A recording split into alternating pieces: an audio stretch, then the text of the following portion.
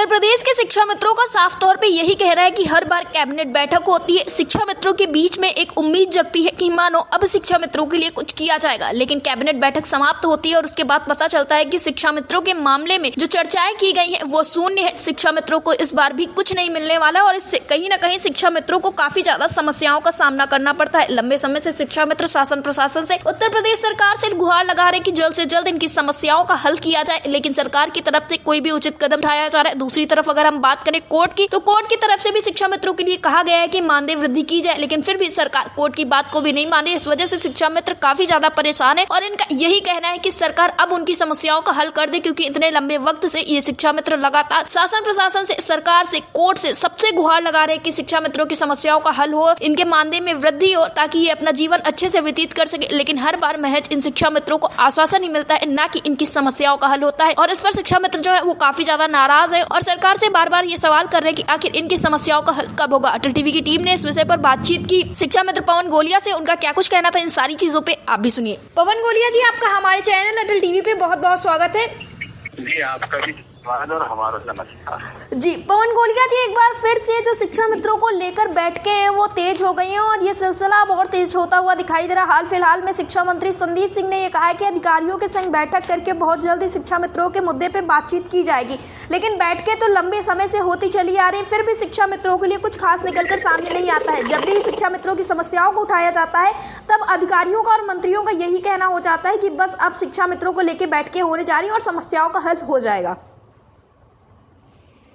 नहीं, हम ये कह रहे हैं कि आश्वासन भाषण जी से हमारा काम नहीं चलेगा। जी हमारी समस्या से बेसिक शिक्षा विभाग, जी माननीय मुख्यमंत्री जी हर समस्या से अवगत है। जी तो जो भी बैठकें करनी है, जो भी शासनादेश करना है, जी माननीय मुख्यमंत्री जी से हम निवेदन करें कि वो हमारी समस्या के समाधान है तो जो भी पर्याप्त मात्रा में घोषणा करनी हो जी वो सार्वजनिक मंच से घोषणा कर दे, उसके बाद शासनादेश कर दे जी। तो हमको एक मनोबल मिल जाएगा, आत्मबल बढ़ जाएगा जीवन जीने का और आत्मविश्वास हमारा बढ़ जाएगा। लेकिन हर कैबिनेट बैठक में, हर मीटिंग में हमारे साथी यही अपेक्षा करते हैं कि हमारे लिए कुछ बेहतर होगा, लेकिन जैसे ही वो मीटिंग समाप्त होती है, बैठक समाप्त होती है, तो उसमें हमारे परिणाम, हमारी चर्चा शून्य होती है। तो एक बार और हम बढ़ जाते हैं उसी दिन जी। एक आशा जगती है तो फिर एक निराशा आ जाती है। तो रोज रोज के मरने से, रोज रोज के उदासीनता से ये जीवन हमारा जो है बहुत ज्यादा संवेदनशील, संवेदनहीन हो चुका है। जी निवेदन कर रहे हैं कि ये सब हमारे प्रभाव से समाप्त है। जी पवन गोलिया जी, जिस तरह से अब कहा जा रहा है कि राज्य का बजट सत्र चलने वाला है और राज्य का जब बजट पेश होगा तब शिक्षा मित्रों के लिए कुछ कहा जा सकता है, कुछ किया जा सकता है, लेकिन तमाम बार ऐसी चीजें हुई हैं लेकिन कुछ होता हुआ नजर नहीं आया। फिलहाल फिर भी बजट सत्र से उम्मीदें लगाई जा रही हैं। तमाम बैठकें हो रही हैं, तमाम कई बार जो है अनुपूरक बजट पास हो गया है, हमको निराशा नहीं। बजट हर बार हमको जब तक मुख्यमंत्री जी सार्वजनिक मंच से ये घोषणा नहीं कर रहे पैसा इनका बढ़ा रहे हैं, ये काम कर रहे हैं, हमको कोई विश्वास नहीं जी।